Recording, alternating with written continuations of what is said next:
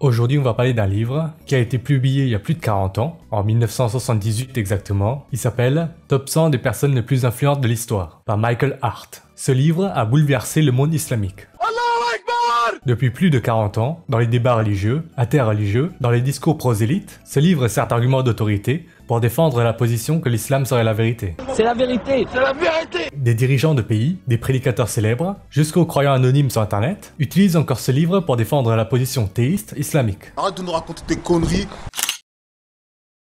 En 1988, le président d'Égypte, Hosni Moubarak, a récompensé Michael Hart pour avoir nommé Mohammed comme personne la plus influente de l'histoire.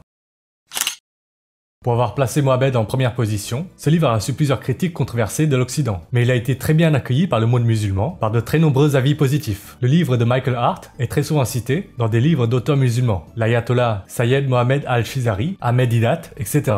Si vous saviez le nombre de fois que des internautes anonymes ont sorti ce livre comme argument d'autorité en commentaire. A man by the name of Michael Hart. And who was Michael Hart? Michael Hart was a contemporary historian.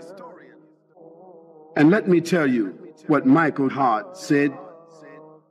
He said that Muhammad, sallallahu alayhi wa sallam, he placed him at the head of his list.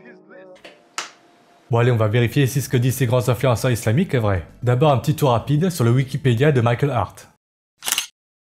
Astrophysicien, auteur, historien amateur. Historien amateur. Sans même encore parler du fond, si on ne devait que se baser sur l'autorité, je ne vois pas pourquoi l'avis de Michael Hart compterait plus que celui de milliers d'autres amateurs d'histoire anonymes, voire d'historiens tout court dans le monde. A book has just been published in America. The title of that book is The 100. Quite an expensive book. The author is a certain Michael H. Hart. And the amazing thing about his list is this. That number one on his list is Muhammad sallallahu alaihi wasallam. Number one, Muhammad. Voyons voir sur le fond ce que dit Michael Hart lui-même dans son livre.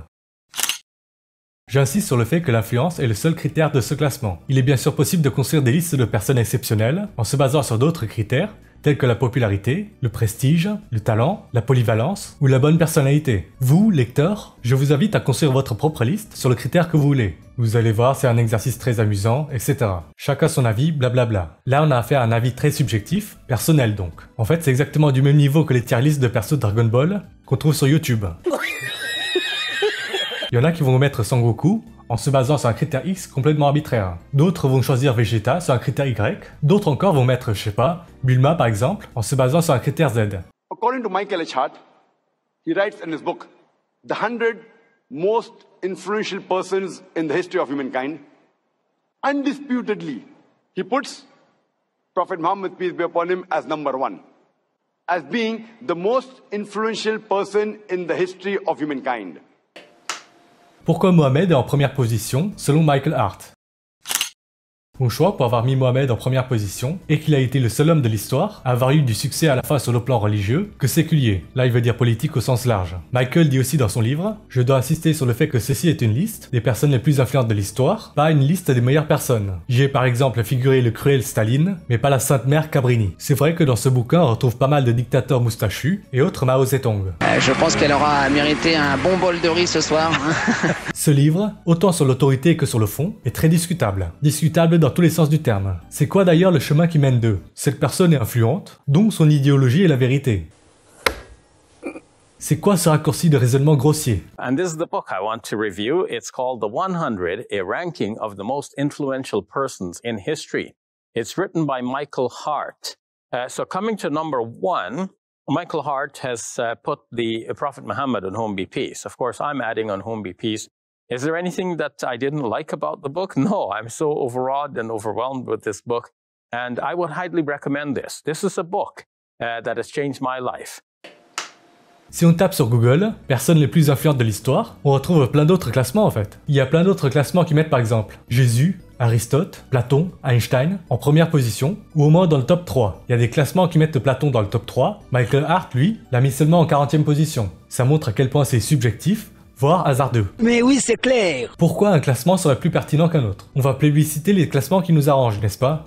Oh, quel hasard! D'ailleurs, pourquoi l'idéologie de la première personne d'un classement serait forcément vraie, mais pas l'idéologie de la personne en deuxième, troisième ou quatrième position? Dans le classement de Hart, on retrouve Jésus et Bouddha dans le top 4. En quoi l'idéologie du christianisme ou du bouddhisme serait moins vraie que l'islam? Ouais, mais c'est pas toi qui décide! Quelques autres passages du livre de Michael Hart, dans son classement, on retrouve Moïse. Moïse est un personnage que les historiens, ceux qui ne sont pas seulement amateurs, considèrent largement comme mythique. Ce type n'est pas un athlète.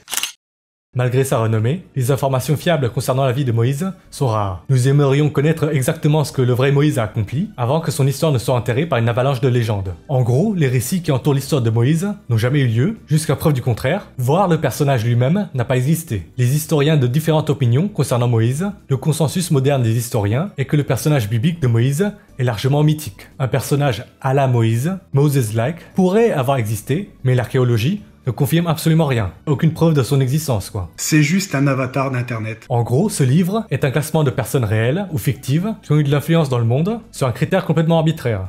Eh oui. Si on pousse le raisonnement encore plus loin, le Père Noël, Son Goku, qui ont une influence sur des dizaines de milliards de personnes depuis leur création, auraient très bien pu figurer dans ce classement. Allez, on va un peu plus parler de Michael Hart. Encore un petit tour sur sa page Wikipédia. Michael Hart est un astrophysicien, un historien amateur, un séparatiste, un nationaliste, neige. Ah! Hart se décrit lui-même comme un séparatiste neige et est très actif dans les mouvements séparatistes. Il participe à des organisations et conférences séparatistes avec des mecs du triple K. Allez, on va lire un article sur une de ces conférences. Des savants populaires participent à une conférence CISRA organisée par un astrophysicien judoka. 70 personnes, des personnes influentes du monde académique, participent à une réunion CISRA et nationalistes neige. Les discussions tournaient autour des différents niveaux d'intelligence, entre la nuit et la neige. Les migrants détruisent l'Amérique, l'islam n'est pas une religion gentille, elle est expansionniste, méchante.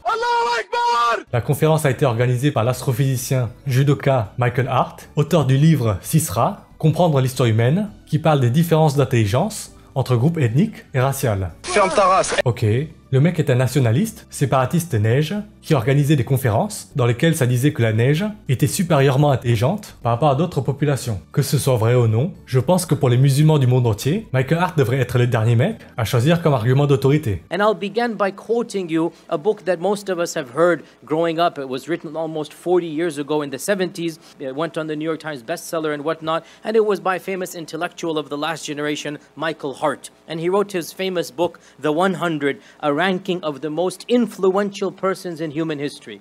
And the number one out of this list, and we all know who it is because we've heard about this book growing up, the number one on this list is the Prophet Muhammad sallallahu alayhi wa sallam. Allez, on va faire une expérience pour créer un argument d'autorité bidon similaire en moins d'1 minute. On va taper sur Google les 100 livres les plus influents jamais écrits. Tiens, il y a un livre qui porte ce nom. En première position, I Ching, un traité de divination chinois, donc ça veut dire que tout ce qui est écrit dans ce livre est la vérité. C'est la vérité! C'est la vérité! Un autre classement, la Bible, donc ça veut dire que le christianisme est la vérité. Fin de la discussion. Eh oui. Et moi, je ne suis même pas chrétien, je montre juste un raisonnement inepte. Vous êtes des cons, vous êtes dégueux. Bon allez, pour conclure, le livre de Michael Hart est sorti depuis plus de 40 ans, des très grands influenceurs, connus par des centaines de milliers, voire des dizaines de millions de personnes, l'ont mentionné comme argument d'autorité, pour défendre l'islam. Vous pouvez être sûr d'une chose, ces influenceurs sont déjà au courant de tout ce que j'ai dit dans cette vidéo. Que c'est un raccourci de raisonnement, que Michael Hart est un historien amateur, que ce classement n'est que le sien, qu'il est séparatiste, considère qu'il y a des différences de niveau d'intelligence entre la neige et le reste du monde. Moi je n'ai que quelques milliers d'abonnés et on m'envoie déjà des dizaines de messages par semaine. Envoie-moi les messages! On me donne de la matière pour approfondir les sujets que j'aborde. Alors imaginez des influenceurs connus par des centaines de milliers, voire dizaines de millions de personnes. Évidemment qu'on a déjà dit à ces influenceurs que ce top 100 des personnes influentes est un argument bidon pour défendre la position théiste islamique. Mais ils continuent quand même à le sortir. Est-ce que vous savez pourquoi? Tout simplement parce que le pouvoir, le fait de rassembler des gens autour de leur personne, se construire une communauté autour d'une idéologie dont ils font la promotion, est plus important que la vérité. Extraire la valeur des personnes qui rassemblent est plus important que leur apprendre à raisonner, réfléchir. Mentir pour devenir riche, baiser, devenir puissant, vaut le coup. On va faire tout ce que tu veux, tu seras heureux. Exactement ce qu'ont fait Napoléon, la fondatrice de Black Lives Matter, Mohamed Ben Salman, les influenceurs islamiques, ou d'autres religions d'ailleurs, toutes les personnes qui ont eu des vidéos dédiées sur cette chaîne. C'est assez ironique que des gens qui prétendent adhérer à la religion de la vérité n'hésitent pas à mentir à leur public. Encore pire, il y a des internautes anonymes qui sortent ce livre comme argument, sans avoir lu une seule phrase de son contenu, sans rien savoir sur son auteur. Clairement, ils réfléchissent par procuration quoi. Est-ce qu'il y en a qui ont pris seulement 30 secondes pour réfléchir à ce pseudo-argument et se poser la question suivante? Michael Hart lui-même, est-ce qu'il s'est converti à l'islam après avoir écrit ce livre? Se poser cette simple et unique question suffit pour se rendre compte à quel point utiliser ce bouquin comme argument pour défendre l'idée que l'islam serait la religion de la vérité est un raccourci de raisonnement stupide et un très mauvais argument d'autorité. Vous vous rendez compte que des croyants musulmans détournent le propos d'un bouquin et l'utilisent comme argument alors que l'auteur lui-même ne l'a jamais fait. Évidemment que Michael Hart en a entendu parler, ça fait 45 ans que son bouquin buzz dans le monde musulman. Je suis sûr qu'en voyant ce que les musulmans font avec son livre, ça doit le conforter dans ses idées de différence de niveau d'intelligence.